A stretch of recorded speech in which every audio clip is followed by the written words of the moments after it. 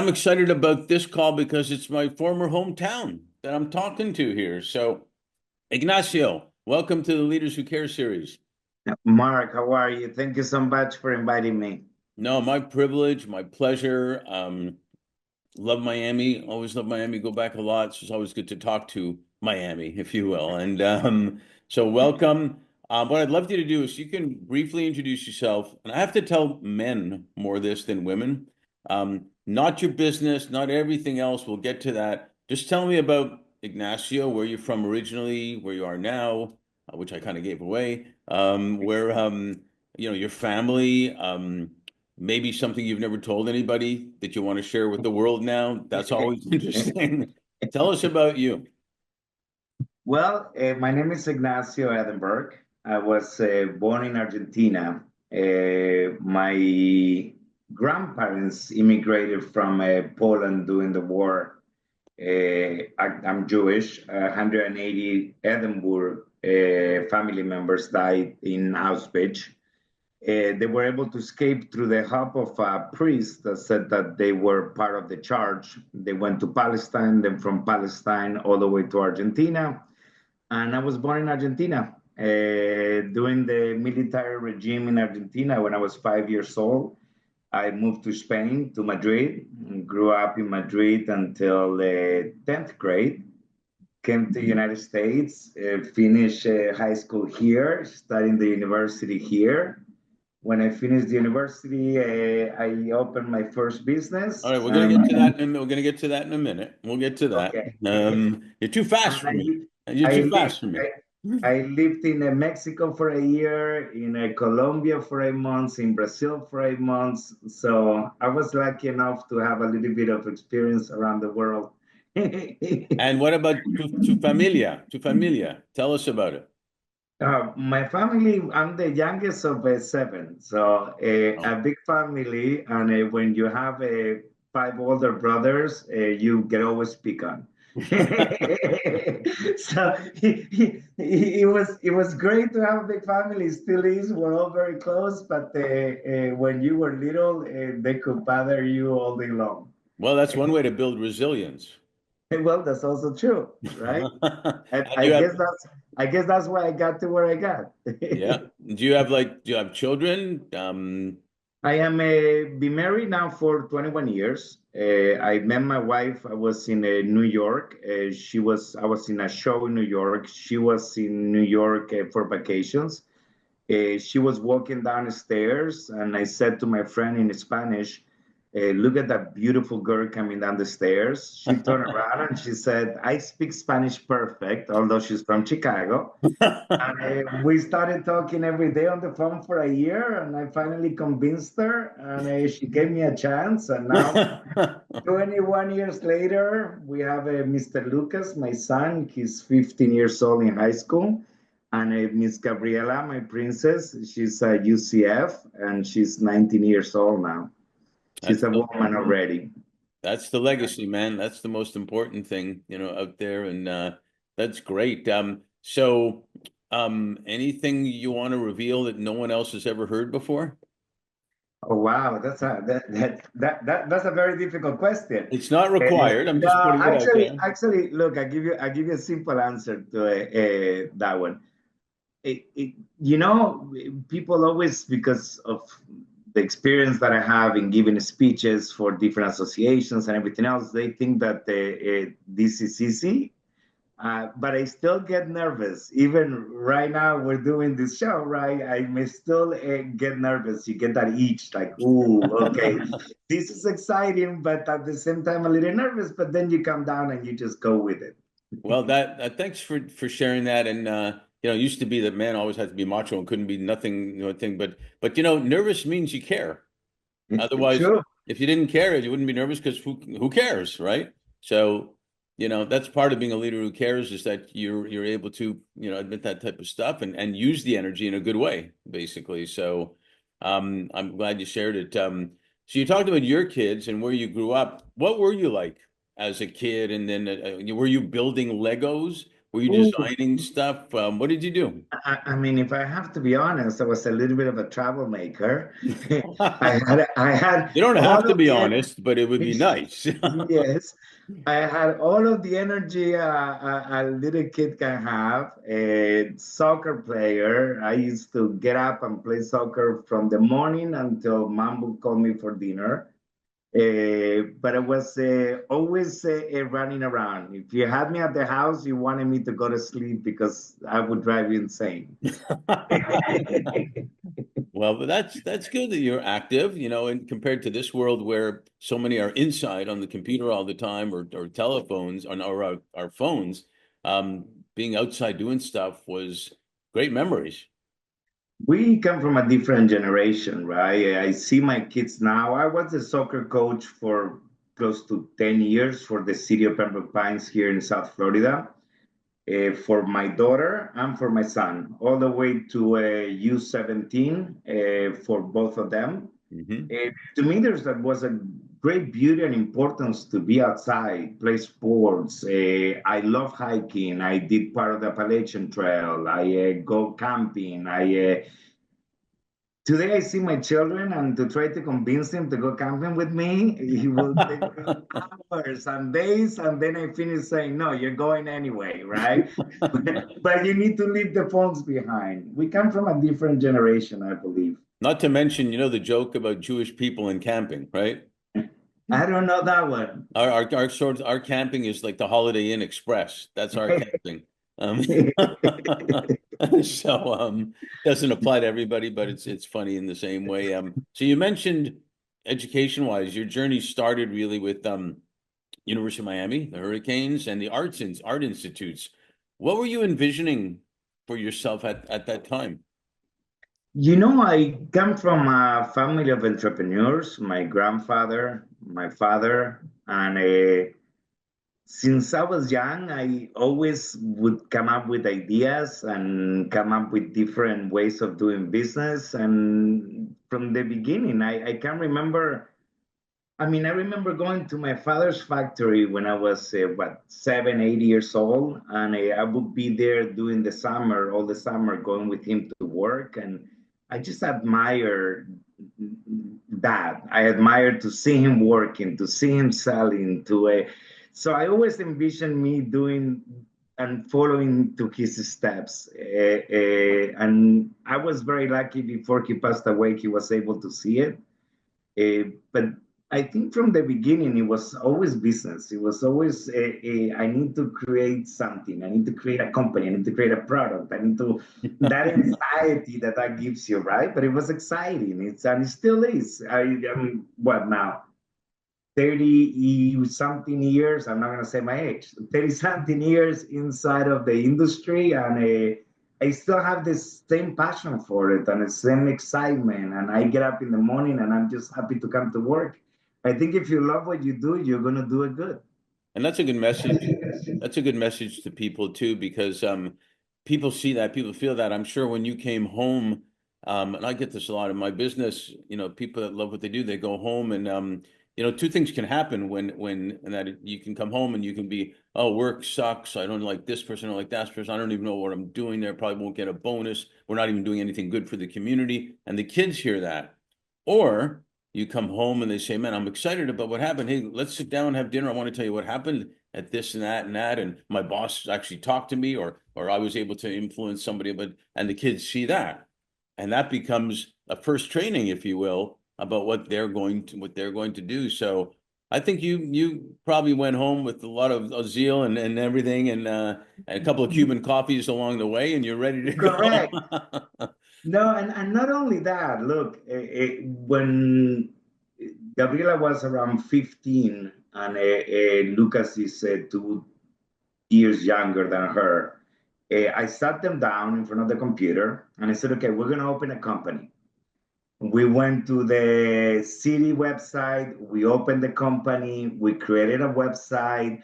What do you guys want to sell? Well, we want to, my daughter draws amazing, so we want to do t-shirts. That okay. So we're gonna do t-shirts, and we went through the entire experience. And I tried to teach them all the time, and I tried to tell them all the time about my experiences and the people I meet.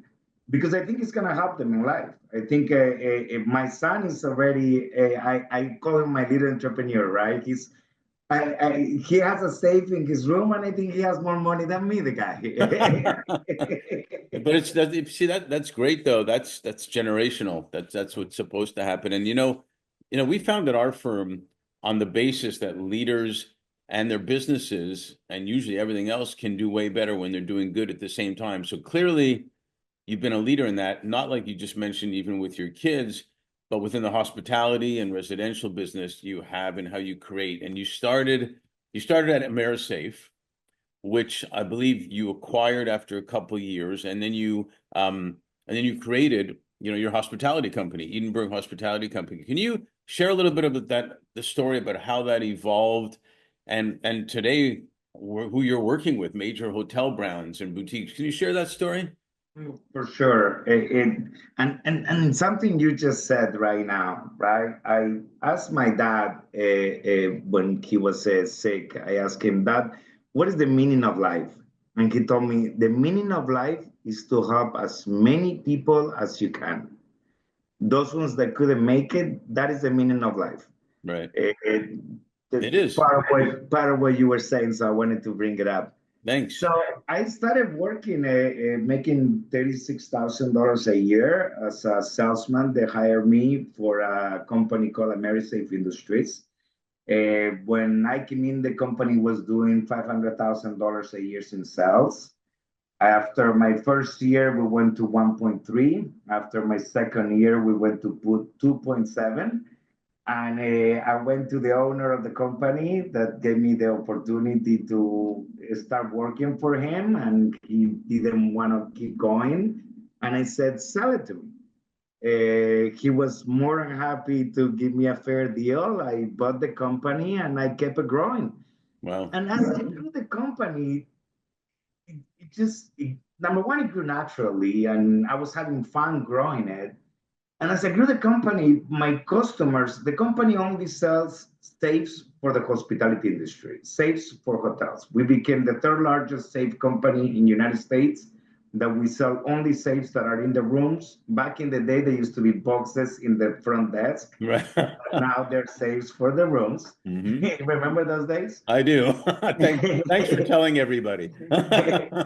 so so that's all I used to do. But my clients kept telling me all the time, hey, Ignacio, do you sell towels? Hey, Ignacio, do you do furniture? Hey, Ignacio, do you do... And that's when I also went back to school, to the Art Institute, to become an interior designer, because I thought there was a synergy between everything that was going on.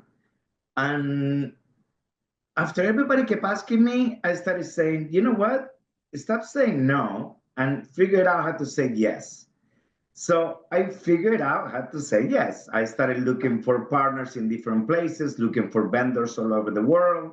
And I started actually selling a lot of different products, FF&E, right? Furniture, fixtures, and equipment for the hospitality industry. In 2011, already, I had already designed a couple of hotels, and I decided to separate AmeriSafe Industries, which is still there and thriving. And my wife, Melissa Bettin, she runs it. She's the CEO of the company. I opened Edinburgh Hospitality. I acquire a percentage of two factories, and I started doing the interior design, the manufacturing, the purchasing, the logistics, and the installation. So a full fit out for a hotel owner. And little by little, with a lot of effort, with a lot of hard work, without going to the shows, going to the conferences, but nobody knew who I was. Nobody wanted to give you an opportunity. Little by little, someone did first, then another one, then another one, then another one. Then if you do a good job and you sell a good product and you do things correctly and you're a good human being and you're not doing anything incorrectly, and problems happens in business, but you can never look bad with the client. So if you have a problem, even if you lose money, fix it. Right? Fix it. I believe in fairness. I believe in correctness. So I just kept going, but that word of mouth. is what made the company grow. Little by little, they started talking. We started getting more clients, more clients. Little by little in the conference, people in the different flags, Marriott, Hilton, Hyatt, Wingham, etc., started coming and talking to me. They started giving me opportunities to present to their teams. I met their salesmen. I started telling the salesmen what I did. So the salesmen would bring me people that they were closing, so I would get more hotels. By doing the effort, and not me, my team, right? Because I don't do anything by myself. Sure. It's the effort of the entire team since the day I started until today. Uh, my new CEO, Sarah Howard, people that have been in the industry forever. Without them, I'm absolutely nothing. Let's just start with that. But then they started giving us opportunities like, hey, become a preferred vendor of this flag, become a preferred vendor of this flag. And we started doing that. And now Edinburgh has become what it has become today, which is, I guess, my legacy for my children, my legacy to the world. Like, I'm very that's a very hard word in English, right? Philanthropy. Right. So the company does a lot of help, not only for the community, but different associations, as well as, I'm part of many different associations. I guess we will talk about that later. Yeah. No, pretty soon, actually. You bring up a great point about when things are going great, anybody can have a good attitude. But when there's a problem, that's when you got to show your stuff, right? That's when the client really knows and you say you fix it. That's what clients really look for, not like everything's going smooth. That's easy, if you will. It's when you Everybody come. loves you when things are going good. Yeah, but you made the great point that you take care of the client, you fix it. The client remembers that because you're there when they really need you. And it leads me to another point. Leaders who care, and I don't say that being cute, but leaders who care, they understand the value every individual has, and they understand the value, the importance of their well-being, their financial, their physical, their mental well-being. It's been proven by blue zones and other things that the thing that fills people's hearts and souls more than anything is belonging, feeling like their value is important and they belong, whether it's in a company or a sports team or a family or whatnot. Everybody wants and craves to belong. Can you describe a little bit further what you talked about? You can't do it alone. Your leadership and how you developed a culture that you achieved good economic results, but you also made an impact, with them, with their families, and in the community. I'm a believer, first and foremost, that the happy people are successful. You're already successful if you're happy, right? Let's just start with that. But I believe if a team member is has a work-life balance and you give them the tools to be successful, they will be mentally more available for you to work that job from 9 to 5 or whatever it needs to be. I say all the time, I told you before, I work with people, I don't work with companies. People tell me, my employees tell me all the time, hey, everybody loves you. You're in the show. You're always smiling. Everybody, oh my God, I'm so nervous. And you need to also be able to see their insecurities and make sure that you're taking care of them, that you're giving them mentorship, that you're spending your time, that you're respecting them. They need to feel that love, I'm going to say, right? I'm going to use Love's a good that word. word. Love is a good word. We need to say it more. Yes, that love for the other person, right? At the end of the day, I really hate, and I don't know if you notice, I don't use it. I hate the word employee. I use team member. I love it. I don't say employees because I don't have employees. I have team members. Hmm. If you come to an interview to work for me and you bring me your resume, you can come from the best university in the world. But if during the interview I don't feel like you're a person that cares for others, works well with others, and are a positive energy inside of a room, you're not for my team. Right. Right? I don't Yeah. know if you're. I don't know if I'm 100%. making. I don't know if I'm making That's sense probably to what why I'm you saying. were a good soccer coach too, because you made everybody belong on the team. I'm sure that was part of it. Correct. And I coach for, I think coaching helped me a lot, to be honest with you. Right. Try to coach 20, 80 year olds that are running around, and you need to put everybody in order and tell them what to do at the same time, right? And then you have to Uh, coach the parents too.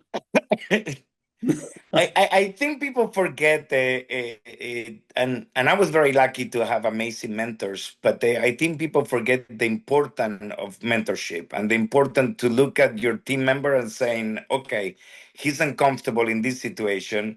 Let's talk about it.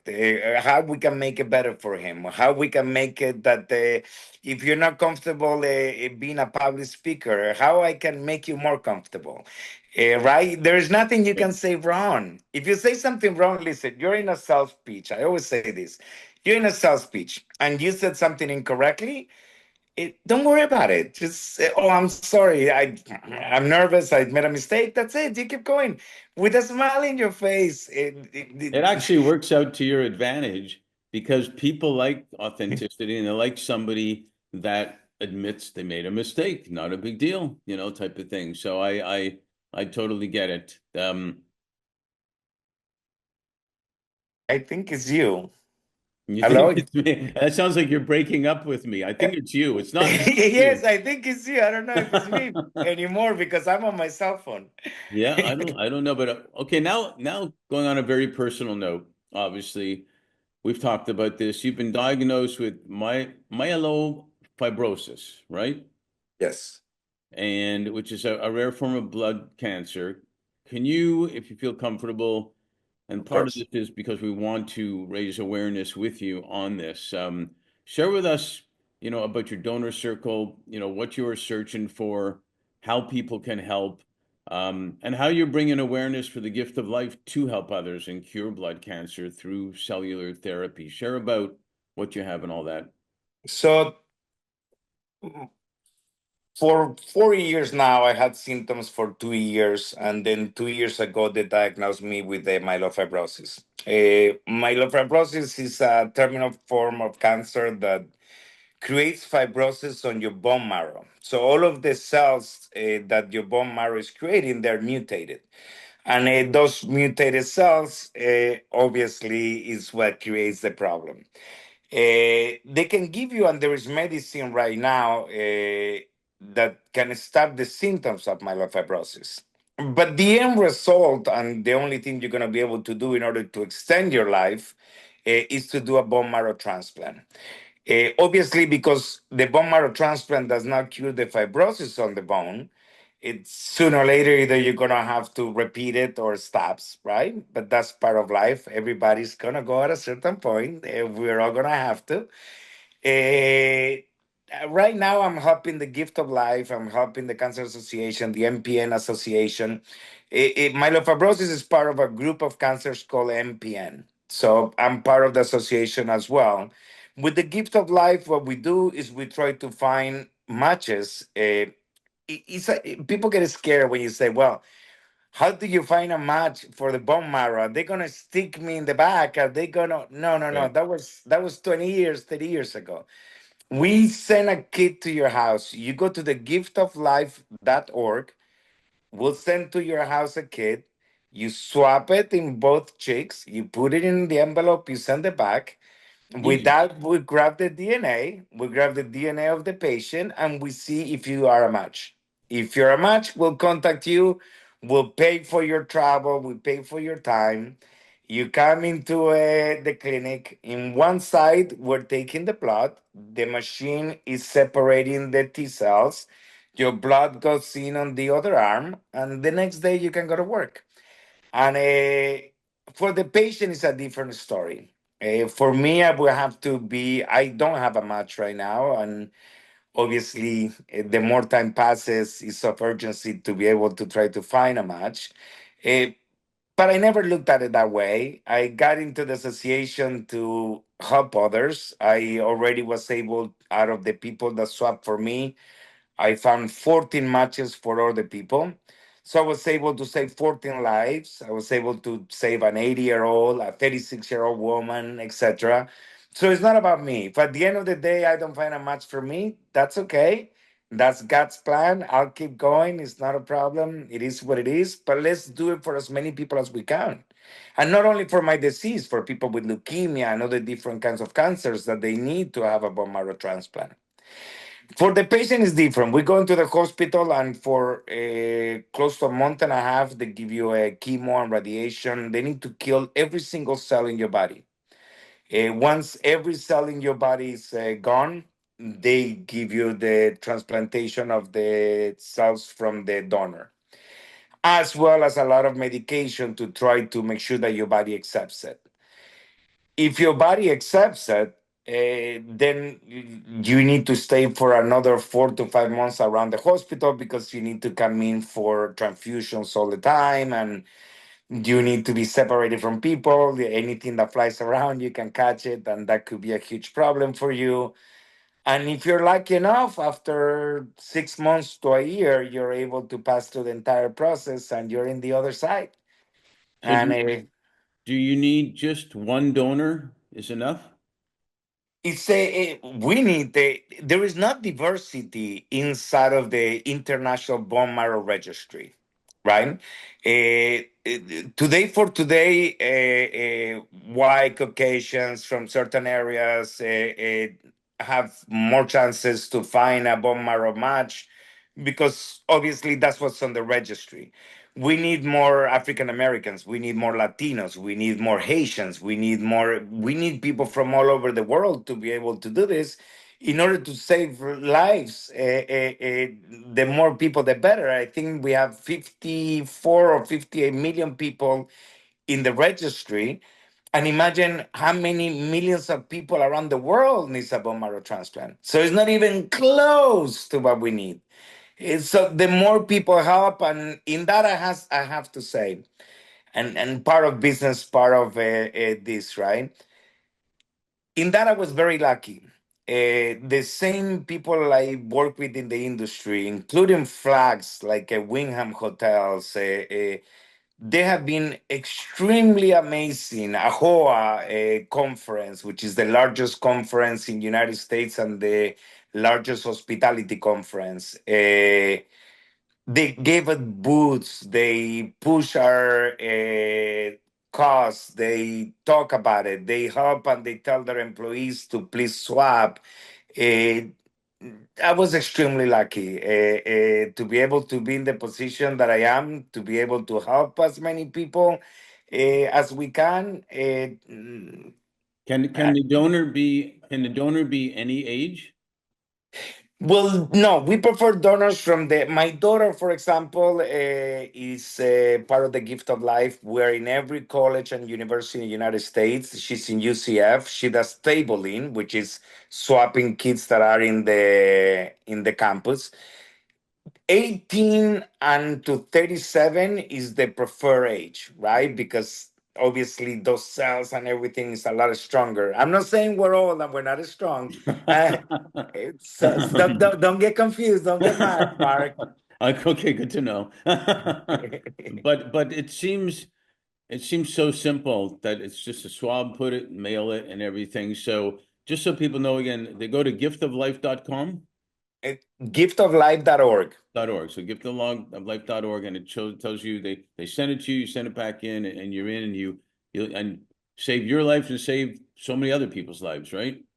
As if you're a match, you just save somebody's life, and it's very simple to do, and it's Well, as a person dying from it, as a person that has myelofibrosis, as a person that is in need of not in need because nobody's in need of more time, but one more time, right? It is sometimes madness to me that some people don't want to do it, or don't want to swap, or are not interested in listening to it, right? My daughter tells me the stories in campus, and I'm like, oh my God,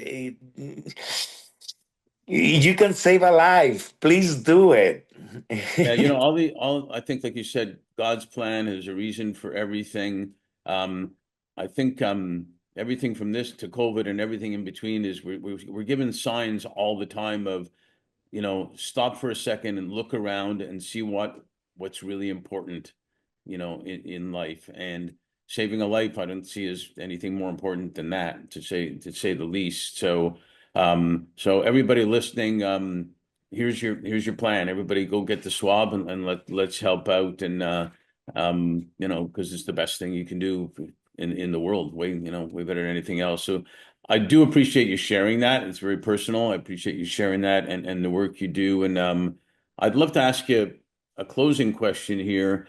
Although in LA we say keep them wanting more so we can do a sequel. So we may need to do a sequel, but the year 2020 was a crazy year in itself, and one of my clients said it was the year that flew by slowly, which I find fascinating.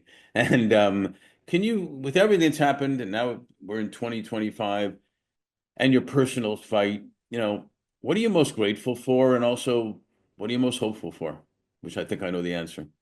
I'm most grateful. I'm grateful for so many things. I mean, I'm grateful that I'm able to help as many people as I can. I'm hopeful that I think I've been good partners to all of my employees. I've been a good partners to all of my clients. I think thankful for my family, and every day to me is another great opportunity to spend it with people I love. You know how important it is to get up in the morning and know that God gave you another day.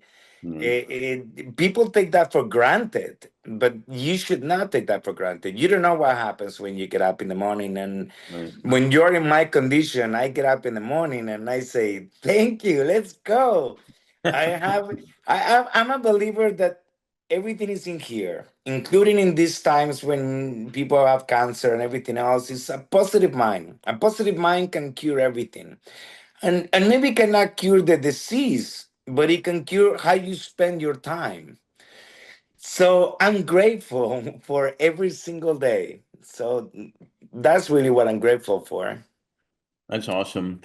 I know what you're hopeful for, and I That's an easy one, right? I'm yeah, hopeful to be able to find a match and be able to be around for longer. But I'm also hopeful for people to really get more involved. And believe me, when I say involved, it doesn't necessarily need to be with cancer, right? Although I think every person in this world has a family member or someone they know that they passed away from cancer. right. But it goes beyond cancer. It could be a soup kitchen. It could be a coaching for children, or helping pay for tuitions for children that actually want to play but don't have the money to go and play. And every city and team charges you to play. Or it could be a million things. But Yeah. God gives you an opportunity every day to get up and do something good, and it's up to you if you do it or you don't. Well, I'm grateful to have a new friend. I'm definitely grateful for that, and because that's important. I'm grateful that you are a leader who cares, and I think who you are has put you in a position where you're doing something amazing and something impactful, and there's got to be a reason for that also, for you to make even more of an impact in everything you do. And I think I'm hopeful for the same thing, because after getting to know you and whatnot, I'm not only hopeful, I'm feeling confident that you will find that person, and we'll Thank you, Mark. we'll be able to do a lot of great fun things together, maybe even another video, who knows. And stuff. Anything you need, Mark. You have a friend for life here. So, No, it's my eh, it's my privilege, and thank you for being on the series and sharing that. Really appreciate that. thank you very much for giving me the opportunity to give the word out there so like that people get involved. We'll do it. Thank you for listening to the brand called You Videocast and Podcast, a platform that brings you knowledge, experience, and wisdom of hundreds of successful individuals from around the world. Do visit our website www.tbcy.in to watch and listen to the stories of many more individuals. You can also follow us on YouTube, Facebook, Instagram, and Twitter. Just search for the brand called You.